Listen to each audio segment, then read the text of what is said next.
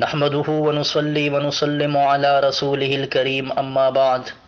أعوذ بالله من الشيطان الرجيم. بسم الله الرحمن الرحيم. إنما يخشى الله من عباده العلماء.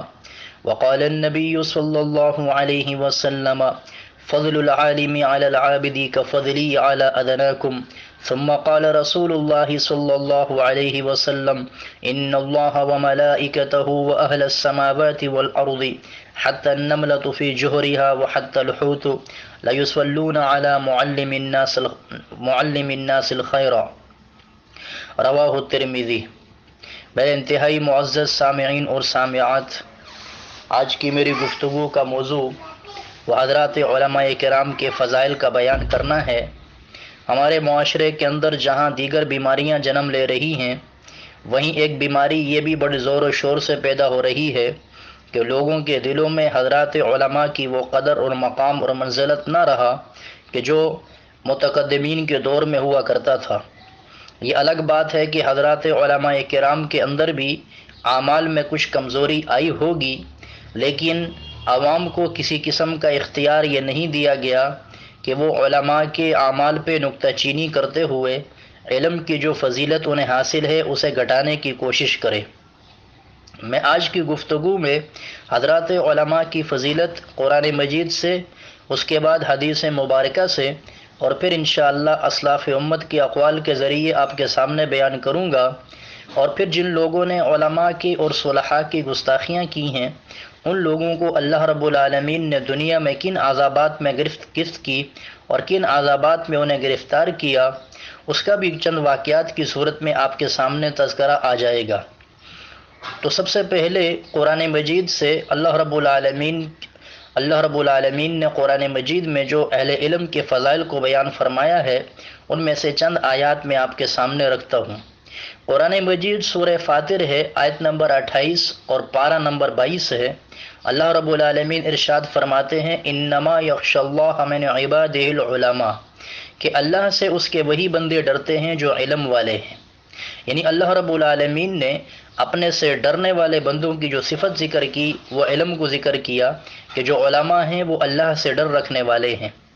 اسی طریقے سے سورہ مجادلہ ہے،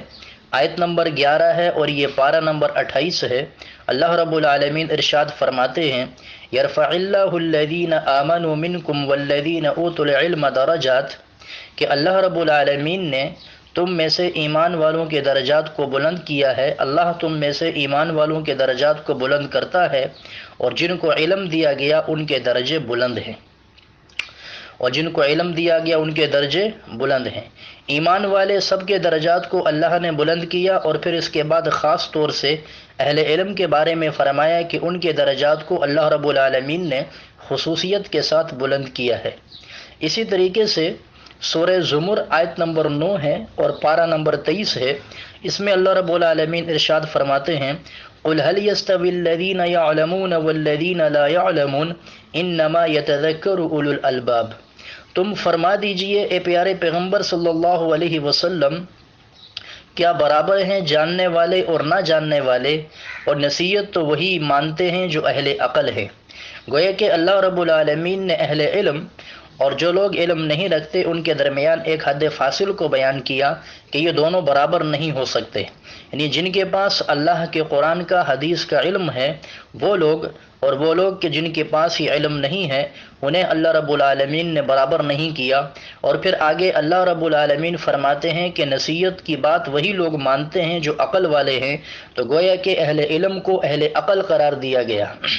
تو یہ قرآن مجید کی چند آیات آپ کے سامنے میں نے پیش کی ہیں کہ جس سے اندازہ یہ ہوتا ہے کہ اللہ رب العالمین نے خود حضرات علماء کے فضائل کس انداز سے بیان کیے ہیں. اسی طریقے سے جناب نبی کریم صلی اللہ علیہ وسلم نے بھی اپنی مبارک لسان نبوت سے علماء کے فضائل کو بیان کیا ہے. میں روایت آپ کے سامنے رکھتا ہوں جسے امام ترمذی رحمۃ اللہ علیہ نے اپنی کتاب ترمذی شریف جلد نمبر 2 ہے اور صفحہ 98 پہ سے نقل کیا. حضرت ابو امامہ رضی اللہ تعالیٰ عنہ فرماتے ہیں کہ رسول اللہ صلی اللہ علیہ وسلم نے فرمایا: فضل العالم علی العابد کفضلی علی ادناکم، کہ عالم کی فضیلت عابد پر ایسی ہے جیسی میری فضیلت تم میں سے ایک ادنا آدمی پر ہے۔ ثم قال رسول اللہ صلی اللہ علیہ وسلم، پھر اس کے بعد نبی کریم صلی اللہ علیہ وسلم نے فرمایا، ان اللہ و ملائکتہ و اہل السماوات والارض، کہ اللہ رب العالمین، اللہ کے فرشتے اور زمین اور آسمان کی تمام مخلوقات، حتی النملۃ فی جوہریہا وحتی الحوت، یہاں تک کہ چیونٹی اپنے سوراخ میں اور مچھلی سمندر میں، لیصلون علی معلم الناس الخیر، وہ لوگوں کو خیر کی بات بتانے والوں پر رحمت کی، استغفار کی دعا کرتے رہتے ہیں۔ یعنی سمندر کے اندر جو مچھلیاں موجود ہیں اور چونٹیاں جو اپنے بلوں میں سوراخوں میں موجود ہیں، اسی طریقے سے زمین اور آسمان کی تمام مخلوقات، اس سے بڑھ کر اللہ کے معصوم فرشتے، اور پھر سب سے بڑھ کر خود اللہ رب العالمین بھی ایسے لوگوں پر رحمت کو نازل کرتے ہیں، اور ایسے لوگوں کے لیے اللہ کی مخلوق استغفار کرتی ہے۔ تو اس سے اندازہ لگائیے کہ علماء کا مقام کتنا بڑا ہے۔ اسی طریقے سے حضرت ابن عباس رضی اللہ تعالی عنہما سے مروی ہے کہ رسول اللہ صلی اللہ علیہ وسلم نے فرمایا، فقیہ واحد اشد علی الشیطان من الف عابد، ایک فقیہ زیادہ بھاری ہے شیطان پر ہزار عبادت گزاروں سے۔ یعنی ہزار عبادت گزار ہوں وہ شیطان کے مقابلے میں اتنے وزنی نہیں ہیں، شیطان انہیں اپنے چکر میں لا سکتا ہے، لیکن ایک فقیہ جو دین کی سمجھ رکھنے والا عالم ہے، وہ شیطان پر ان ہزار عبادت گزاروں سے بھاری ہے۔ اسی طریقے سے اگلی روایت جو میں آپ کے سامنے رکھوں گا، اسے امام بخاری رحمۃ اللہ علیہ نے، اور اسی طریقے سے امام مسلم اور امام ترمذی رحمہم اللہ نے اپنی اپنی کتابوں میں نقل کیا۔ حضرت عبداللہ بن عمر رضی اللہ تعالی عنہما سے روایت ہے کہ میں نے رسول اللہ صلی اللہ علیہ وسلم کو یہ فرماتے ہوئے سنا، ان اللہ لا يقبض العلم انتزاعا ينتزعه من الناس، کہ اللہ رب العالمین علم کو نہیں اٹھائے گا ایک ساتھ اٹھانے کے ساتھ، لیکن اللہ کیسے علم کو اٹھائے گا؟ ولیکن یقبض العلم بقبض العلماء، لیکن اللہ علم کو ایسے اٹھائے گا کہ علماء کو دنیا سے اٹھا لے گا، حتی اذا لم یترک عالما، یہاں تک کہ دنیا میں کوئی عالم زندہ نہیں بچے گا، اتخذ الناس رؤوسا جہالا، لوگ جاہل لوگوں کو سردار بنائیں گے، فسئلوا فافتوا بغیر علم، لوگ ان سے سوال پوچھیں گے، جب ان سے سوال پوچھا جائے گا وہ بغیر علم کے فتوے دیں گے، فضلوا واضلوا، وہ خود بھی گمراہ ہوں گے اور لوگوں کو بھی گمراہ کریں گے۔ اس سے اندازہ لگائیے کہ اہل علم کی کیا شان ہے کہ اس دنیا کے اندر جو صحیح اور غلط کی تمیز ہے، جائز اور ناجائز کی جو تمیز ہے، حلال اور حرام کا جو ایک مقام اور مرتبہ ہے، یہ علماء کی برکت سے ہی ہے۔ اگر علماء دنیا میں نہ رہے تو پھر کہ لوگوں کو بتانے والا کوئی نہیں ہوگا کہ تمہارے لیے جائز کیا ہے اور ناجائز کیا ہے، اور تمہارے لیے حلال کیا ہے اور حرام کیا ہے۔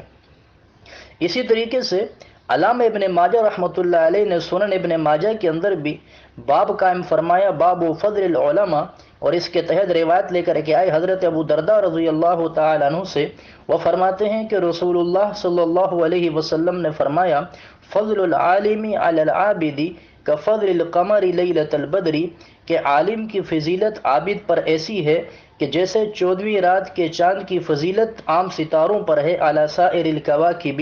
ثم قال رسول اللہ صلی اللہ علیہ وسلم، پھر اللہ کے نبی صلی اللہ علیہ وسلم نے فرمایا، وَإِنَّ الْعُلَمَاءَ وَرَثَةُ الْأَنْبِيَاء، کہ علماء انبیاء کے وارث ہیں۔ ان الانبیاء لم یورثوا دینارا ولا درہما، اور انبیاء کو دینار اور درہم میراث میں نہیں ملے، علماء اور انبیاء کرام جو ہیں وہ دینار اور دراہم کا کسی کو وارث نہیں بناتے، ولیکنہم ورثوا العلم، لیکن وہ علم کی میراث کو تقسیم کرتے ہیں۔ فمن اخذ یعنی بھی اخذ بحظ وافر، جس نے اس علم میں سے حصہ لیا گویا کہ اس نے بہت بڑا حصہ لے لیا۔ گویا کہ اس بات میں یہ بیان کیا گیا کہ نبی کریم صلی اللہ علیہ وسلم نے علماء کی فضیلت کو خود اپنی زبان مبارک سے یوں بیان فرمایا کہ جیسے 14ویں رات کے چاند کی فضیلت عام ستاروں پر ہے، ایسے علماء کی فضیلت جو ہے یہ عبادت گزاروں پر ہے۔ پھر نبی کریم صلی اللہ علیہ وسلم نے فرمایا کہ علماء انبیاء کے وارث ہیں، اور انبیاء کی وراثت وہ دنیا کا مال جائیداد پیسہ نہیں ہے، بلکہ علماء جو ہے یہ انبیاء کے وارث اس طور طور پر ہیں کہ انبیاء نے علم کو چھوڑا ہے اور علماء نے علم کو لیا ہے۔ پھر فرمایا کہ جس نے اس علم کو لیا گویا کہ اس نے بہت بڑا حصہ لے لیا۔ اسی لیے اسلاف امت بھی حضرات علماء کرام کو بڑا مقام اور مرتبہ دیا کرتے تھے۔ حضرت حسن بصری رحمۃ اللہ علیہ متوفی سن 110 ہجری، ان کا ایک قول سنن دارمی کے اندر امام دارمی رحمۃ اللہ علیہ نے اور علامہ بہقی نے شعب الایمان میں بھی نقل کیا۔ یہ فرمایا کرتے تھے کہ عالم کی موت سے اسلام میں ایسا شگاف پڑ جاتا ہے کہ گردش لیل و نہار اسے پر نہیں کر سکتے۔ یعنی جب ایک عالم اس دنیا سے جاتا ہے تو اس وقت دنیا میں ایک ایسا خلا پیدا ہو جاتا ہے کہ دن اور رات کی گردش سے وہ خلا پورا نہیں ہو سکتا۔ اسی طریقے سے مصنف ابن ابی شیبہ کے اندر بھی جلد 7 صفحہ 458 پہ حضرت سعید ابن جبیر رحمہ اللہ سے نقل کیا گیا کہ جب آپ سے پوچھا گیا کہ قیامت کے آنے اور مخلوق کے برباد ہو جانے کا کیا نشان ہے، اس کی نشانی کیا ہے، تو آپ نے فرمایا کہ اس کی نشانی اور علامت یہ ہوگی کہ علماء دنیا سے اٹھ جائیں گے، علماء دنیا سے اٹھ جائیں گے۔ اس سے پتہ یہ چلا کہ اہل علم جب تک دنیا میں موجود ہیں تو پھر یہ دنیا بھی موجود ہے، اور اگر اہل علم اس دنیا سے چلے گئے تو پھر دنیا کے اندر جو رونقیں ہیں یہ بھی ختم ہو جائیں گی۔ یہاں یہ بات بھی یاد رکھیے گا کہ علماء سے جو انسان نفرت کرتا ہے اور بغض رکھتا ہے اس پر اللہ رب العالمین 4 قسم کے عذاب مسلط فرماتا ہے۔ حضرت علی رضی اللہ تعالی عنہ فرماتے ہیں کہ نبی کریم صلی اللہ علیہ وسلم نے ارشاد فرمایا کہ جب میری امت اپنے علماء سے بغض رکھنے لگے گی اور بازاروں کی عمارتوں کو بلند اور غالب کرنے لگے گی اور مال و دولت پر نکاح کرنے لگے گی، یعنی نکاح میں بجائے دینداری اور تقوی کے مالداری کو دیکھا جائے گا، تو اللہ رب العالمین ان پر 4 قسم کے عذاب مسلط فرما دیں گے۔ نمبر 1 کاج سالی ہو جائے گی، نمبر 2 بادشاہ کی طرف سے مظالم ہونے لگیں گے، نمبر 3 حکام خیانت کرنے لگیں گے، اور نمبر 4 دشمنوں کے پہ در پہ حملے ہو جائیں گے۔ تو یاد رکھیے یہ 4 قسم کی علامات اگر ہم اپنے معاشرے پہ غور کریں تو یہ آج موجود ہیں، جس کی بنیادی وجہ یہ ہے کہ ہم اہل علم کی عزت نہیں کرتے۔ آپ دیکھیں روکھی سوکھی کھا کر کم تنخواہوں پہ گزارا کر کے حضرات علماء کرام امت کی نسلوں کے ایمان کی حفاظت کر رہے ہیں۔ اگر یہ مدارس میں علماء پڑھانا چھوڑ دیں اور یہ بھی دنیا کی محبت میں اور لالچ میں آ کر کے اور دنیا کے کاروبار میں لگ جائیں تو پھر مجھے بتائیے کہ اہل علم کے اس کام کو چھوڑنے کی وجہ سے نقصان کتنا بڑا ہوگا کہ امت کے آنے والے بچوں کو اور آنے والی نسلوں کو دین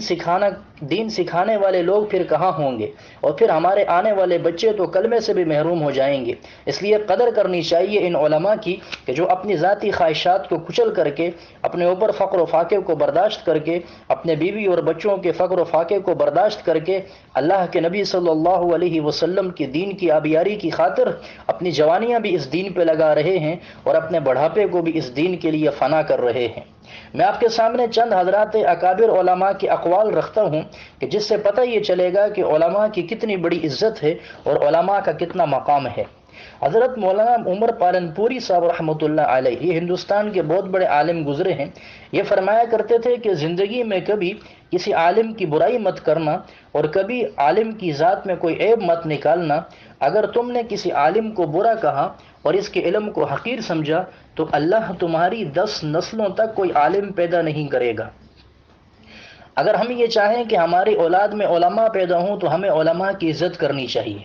اسی طریقے سے حضرت حسن بصری رحمۃ اللہ علیہ کا قول ہے کہ اگر علماء نہ ہوتے تو عوام ڈنگروں کی سی زندگی گزارنے پہ مجبور ہو جاتے، یعنی عوام کی زندگی پھر جانوروں کی سی ہوتی۔ یہ علماء کی برکت ہے کہ دنیا کے اندر ایک خیر غالب ہے۔ حضرت شاہ عبد العزیز محدث دہلوی رحمۃ اللہ علیہ نے لکھا کہ علماء کی اہانت اور علم کی اہانت یہ کفر ہے، یعنی انہیں ذلیل کرنا یہ کفر ہے۔ حضرت مولانا گنگوہی رحمۃ اللہ علیہ فرماتے ہیں کہ جو علماء ربانیین کی حقارت کرتا ہے اس کی قبر کو کھود کر دیکھو، اس کا منہ قبلے سے پھیر دیا جاتا ہے، یعنی وہ قبلہ رخ پھر نہیں رہتا۔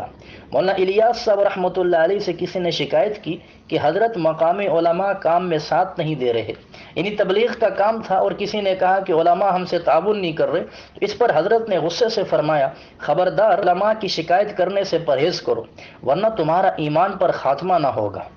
حضرت حسن بصری رحمۃ اللہ علیہ فرماتے ہیں کہ علماء کرام کی شان ستاروں کی سی ہے، جب چمکتے ہیں تو لوگ ان سے ہدایت پاتے ہیں، اور جب علماء چھپ جاتے ہیں تو لوگ حیران اور پریشان رہ جاتے ہیں، اور عالم کی موت اسلام میں ایک ایسی خلا کو پیدا کر دیتی ہے کہ جس کی اصلاح قیامت تک پھر ممکن نہیں ہے۔ حضرت سید رفاعی رحمہ اللہ فرماتے ہیں کہ اگر علماء اللہ تعالیٰ کے دوست نہیں ہیں تو پھر دنیا میں کوئی اللہ کا دوست نہیں ہوگا، یعنی علماء اللہ کے دوست ہیں۔ امام غزالی رحمۃ اللہ علیہ احیاء علوم الدین میں فرماتے ہیں کہ اللہ تعالیٰ علیم ہے اور علماء کو اللہ دوست رکھتا ہے۔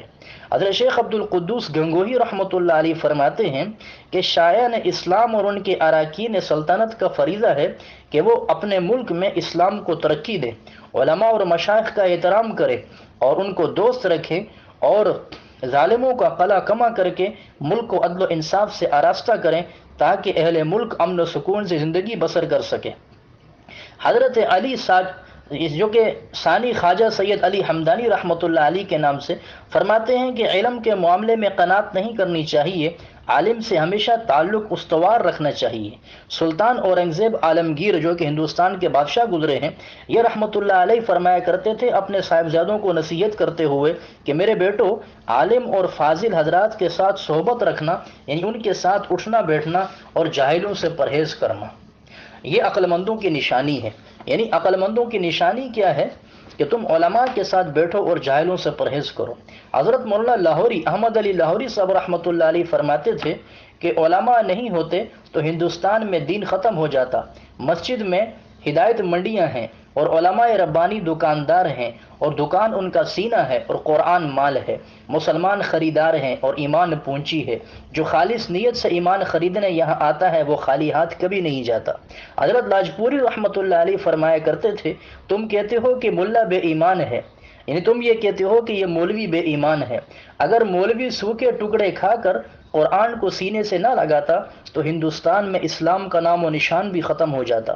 اسی طریقے سے خلیفہ عبد الملک بن مروان کی وصیت اپنے لڑکوں کو بھی ہے۔ اس نے کہا تھا کہ عالم بنو، کیونکہ مالدار ہوئے تو علم تمہارا جمال ہوگا، اور اگر غریب ہوئے تو علم تمہارے لیے دولت ثابت ہوگی۔ حضرت یحییٰ بن برمکی رحمۃ اللہ علیہ اپنے بیٹوں کو یوں نصیحت کرتے ہیں کہ بیٹے، ہر علم میں سے ایک اچھا حصہ حاصل کرو، کیونکہ آدمی جس علم سے جاہل ہوتا ہے اس سے بغض رکھتا ہے، اور مجھے منظور نہیں کہ تم کسی علم سے بغض رکھو۔ علامہ عبد الوہاب شعرانی رحمۃ اللہ علیہ بہت بڑے عالم ہیں، یہ فرماتے ہیں جو باتیں تم نے کسی عالم سے سیکھی ہیں ان پر خود عمل کرو، اگرچہ وہ عمل نہ کرتے ہوں۔ یعنی علماء اگر عمل نہ بھی کرتے ہوں، تم ان سے جو باتیں سیکھتے ہو ان پہ عمل کرو، اور انہیں کبھی برا نہ سمجھو، انہیں عزت دو۔ جب کوئی شخص کسی مسئلے میں علماء کی نقل کی مخالفت کرے تو اپنے دوستوں کو اس پر اعتراض میں جلدی کرنے سے روکو۔ اپنے دوستوں کو تاکید کرو کہ جب کسی عالم یا درویش کے پاس جانا چاہے تو اپنے عقل کے ترازو کو توڑ کر ان کے پاس جایا کرے۔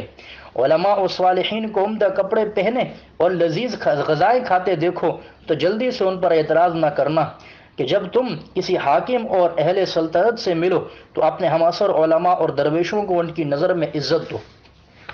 تو یہ چند باتیں میں نے آپ کے سامنے رکھی ہیں کہ جس سے پتہ یہ چلا کہ اہل علم کی کتنی عزت ہے اور علماء کرام کا کتنا بڑا مقام ہے، لیکن آج ہم اپنی ناواقفیت کی وجہ سے ان علماء کو وہ عزت اور مقام نہیں دیتے، اور آج ہمارے ہاں دنیا کے اندر اگر کوئی سب سے حقیر طبقہ ہے تو وہ اللہ بچائے وہ علماء ہی علماء ہیں۔ میں 2-3 واقعات سنا کر کے آپ کے سامنے بات رکھتا ہوں کہ حضرات علماء کرام کی اور حضرات اہل علم کی اور حضرات صحابہ کرام کی اور تابعین کی جس نے گستاخی کی، اللہ نے دنیا میں ہی انہیں پکڑا۔ یہ واقعہ حیات الصحابہ میں جلد 3 صفحہ 721 پہ موجود ہے۔ حضرت سفیان رحمہ اللہ کہتے ہیں کہ میری دادی نے مجھے بتایا کہ قبیلہ جوفی کے 2 آدمی حضرت حسین رضی اللہ تعالیٰ عنہ کی شہادت کے وقت وہاں موجود تھے، اور ان میں سے ایک کی شرمگاہ اتنی لمبی ہو گئی کہ وہ اسے بعد میں لپیٹا کرتا تھا، اور دوسرے کو اتنی زیادہ پیاس لگی کہ وہ مٹکا منہ کو لگا کر سارا پانی پی جاتا تھا مگر پھر بھی اس کی پیاس ختم نہ ہوتی تھی۔ یہ حضرت حسین رضی اللہ تعالیٰ عنہ کے قتل کرنے میں اور ان کو شہید کرنے میں لوگ شامل تھے۔ اسی طریقے سے دلائل النبوہ میں علامہ بہیقی نے بھی واقعہ نقل کیا کہ ایک آدمی حضرت سعد ابن ابی وقاص رضی اللہ عنہ کے سامنے صحابہ کی گستاخی کر رہا تھا، تو آپ نے فرمایا کہ اس حرکت سے باز آ جا ورنہ تمہارے لیے بد دعا کر دوں گا۔ اس نے جواب دیا کہ کرو بد دعا، تو آپ نے یہ بدعا کہ اے اللہ اس آدمی کو آج ہی اپنی قبر کا نشان دکھا دے تاکہ دوسروں کو عبرت ہو جائے۔ اس بدعا کے بعد وہ شخص جیسے ہی مسجد سے باہر نکلا تو بالکل ہی اچانک ایک پاگل اونٹ کہیں سے دوڑتا ہوا آیا، اس کو دانتوں سے کاٹ کر اس نے رکھا، اس کے اوپر بیٹھ کے اسے زور زور سے دبایا کہ اس کی پسلیاں اور ہڈیاں چورا چورا ہو گئیں۔ تو اللہ رب العالمین تو ہر چیز پہ قادر ہے۔ اللہ رب العالمین جب انسان کو گرفت میں لیتا ہے تو پھر انسان کو بچا کوئی نہیں سکتا۔ اسی طریقے سے حضرت سعید ابن جبیر رحمہ اللہ جو کہ بہت بڑے تابعی ہیں، حجاج بن یوسف اس امت کا بڑا ظالم انسان گزرا ہے، جب اس نے انہیں گرفتار کیا اور پھر شہید کر دیا، اس موقع پہ حضرت سعید ابن جبیر رحمہ اللہ نے آخری وقت یہ دعا مانگی تھی، یا اللہ اس ظالم کو اب اتنا موقع نہ دینا کہ یہ کسی اور کو قتل کر سکے۔ چنانچہ حضرت سعید بن جبیر رحمہ اللہ کی شہادت کے کچھ ہی دن بعد حجاج کا انتقال ہو گیا۔ اس کی وجہ یہ بنی کہ اسے بخار ہوا اور پھر آہستہ آہستہ اسے محسوس ہونے لگا کہ جیسے کوئی چیز جسم کو اندر سے کاٹ رہی ہے۔ جب اس زمانے کے طبیبوں نے کافی کوشش کی اور بطور تجربہ ایک دھاگا لیا اور اس دھاگے کے سرے سے گوشت کا ایک ٹکڑا لگا کر دھاگے کو اس کے حلق سے نیچے اتارا، تھوڑی دیر کے بعد جب وہ دھاگا باہر نکالا تو کیا دیکھتے ہیں کہ وہ گوشت کا ٹکڑا کیڑوں نے گھیرا ہوا ہے، یعنی اس گوشت کے ٹکڑے پر کیڑے ہی کیڑے لگے ہیں۔ یعنی اللہ رب العالمین نے اس حجاج بن یوسف کے جسم کو کیڑوں کا مسکن بنا دیا۔ بخار اتنا شدید ہوتا تھا، لیکن جب اسے آگ کے سامنے بٹھایا جاتا تو آگ سے اس کی کھال جل جاتی تھی، مگر اسے سردی اتنی لگتی تھی کہ وہ سردی اس کی ختم نہ ہوتی تھی۔ حافظ ذہبی رحمۃ اللہ علیہ نے اپنی کتاب سیر اعلام النبلاء میں یہ واقعہ بھی نقل کیا ہے۔ تو اس دو تین واقعات سے پتہ یہ چلتا ہے کہ اللہ رب العالمین اپنے دوستوں کی کتنی حفاظت کرتا ہے، اور اللہ رب العالمین جو اپنے دوست ہیں ان کی جب گستاخی ہوتی ہے تو اللہ رب العالمین اس گستاخی کو گوارا نہیں کرتے۔ اسی لیے ایک حدیث قدسی ہے کہ آپ نے فرمایا کہ من عادى لي وليا فقد آذنته بالحرب، کہ جو میرے کسی ولی کو تکلیف پہنچاتا ہے تو میں خود اس کے مقابلے میں اس کے مقابلے میں میدان میں آتا ہوں۔ تو پھر دیکھیے کہ جس کے مقابلے میں اللہ رب العالمین آ جائے تو پھر اس انسان کی کیا کیفیت ہوگی۔ میں ایک واقعہ سنا کر کے بات ختم کرتا ہوں کہ اللہ رب العالمین اہل علم کے گستاخوں کو کیسی سزا دیتے ہیں۔ حضرت ابو قلابہ فرماتے ہیں کہ میں ملک شام کی سرزمین میں تھا، تو ایک شخص کو بار بار میں یہ صدا لگاتے ہوئے سنتا تھا کہ ہائے افسوس میرے لیے جہنم ہے۔ میں اٹھ کے اس کے پاس گیا تو دیکھ کے حیران رہ گیا کہ اس کے دونوں ہاتھ اور پاؤں کٹے ہوئے ہیں اور وہ دونوں آنکھوں سے اندھا بھی ہے اور چہرے کے بل زمین پر پڑا ہے۔ یہ منظر دیکھ کے مجھے اس پہ ترس آیا۔ میں نے اس سے پوچھا کہ تو کون ہے اور یہ تیرا کیا حال بنا ہوا ہے؟ اس نے کہا کہ میں ان بدنصیب لوگوں میں سے ہوں جو حضرت عثمان غنی رضی اللہ تعالیٰ عنہ کی شہادت میں شامل تھے، اور جب میں تلوار لے کے ان کے قریب گیا تھا تو حضرت عثمان رضی اللہ تعالیٰ عنہ کی بیوی نے ڈانٹ کر مجھے شور مچانا شروع کیا، تو میں نے ان کی بیوی کو بھی ایک تھپڑ مارا۔ یہ دیکھ کے حضرت عثمان غنی رضی اللہ تعالیٰ عنہ نے یہ دعا مانگی کہ اللہ تیرے دونوں ہاتھوں اور دونوں پاؤں کو کاٹ ڈالے اور دونوں آنکھوں کو اندھا کر دے اور تجھ کو جہنم میں داخل کر دے۔ وہ شخص کہنے لگا کہ دیکھو یہ 3 بددعائیں تو قبول ہو چکی ہیں، اب چوتھی کا بھی مجھے یقین ہے کہ وہ بھی قبول ہو جائے گی، میں اسی لیے روتا ہوں۔ ازالۃ الخفا کے اندر یہ واقعہ موجود ہے، جلد 2 ہے، صفحہ 227 ہے۔ تو اس سے اندازہ لگائیے کہ اللہ رب العالمین اپنے صحابہ کے گستاخوں کو، اپنے تابعین کے گستاخوں کو اور اہل علم کے گستاخوں کو دنیا میں چھوڑتا نہیں ہے۔ اس لیے انسان کبھی علماء کے ظاہری اعمال کو دیکھ کر کے اپنے دل میں نفرت نہ لائے، اس لیے کہ حقیقت حال سے اللہ واقف ہے۔ اگر کوئی عالم گنہگار ہوگا تو اللہ کے سامنے وہ خود جواب دے گا، لیکن قرآن و احادیث بڑی بھری پڑی ہیں کہ جس میں علماء کے فضائل موجود ہیں۔ میں نے چند روایات اور چند آیات آپ کے سامنے رکھی ہیں۔ ان روایات اور ان احادیث سے یہ بھی سمجھنا چاہیے کہ علماء کا کتنا بڑا مقام ہے۔ اس لیے کوشش یہ کریں کہ اپنے بچوں کو علم دین سکھائیں، اس لیے کہ بڑی سعادت کی بات ہے کہ 2500 کا مجمع ہو اور آپ کا بیٹا جب تکبیر تحریمہ نہیں کہے اس وقت تک کوئی نماز شروع نہیں کر سکتا، اور جب تک وہ سلام نہ پھیرے اس وقت تک کوئی نماز ختم نہیں کر سکتا۔ اگر ختم کرے گا تو اس کی نماز ہی ختم ہو جائے گی۔ اسی طریقے سے ممبر رسول پہ بیٹھ کے خوش قسمتی ہے ان والدین کے لیے کہ جن کی اولاد ممبر رسول پہ بیٹھ کے اللہ اور اس کے رسول صلی اللہ علیہ وسلم کی عظمت کو بیان کرے، دین اسلام کو بیان کرے، اور اسی طریقے سے دنیا میں بھی ان والدین کی عزت ہوتی ہے، اور دنیا سے جانے کے بعد اللہ رب العالمین قیامت کے دن بھی ان والدین کی بڑی عزت فرمائیں گے، اور پھر ان والدین کے لیے ایک صدقہ جاریہ بھی ہے کہ ان کی اولاد جہاں جہاں دین کا کام کرے گی اور جتنا عرصے تک دین کا کام کرتی رہے گی، ان والدین کے لیے وہ اولاد ایک صدقہ جاریہ بنے گی۔ اس لیے دنیا میں انسان کو کوشش یہ کرنی چاہیے کہ اپنی اولاد کو بجائے پیسوں کی مشین بنانے کے نیکیوں کی مشین بنا کے چلا جائے، کہ تاکہ دنیا سے جانے کے بعد قبر کی زندگی بھی پرسکون ہو جائے۔ اللہ رب العالمین ہم سب کو دین علم کو حاصل کرنے کی بھی توفیق عطا فرمائے، علماء کی قدر و منزلت سمجھنے کی بھی توفیق عطا فرمائے۔ وما علینا الا البلاغ المبین۔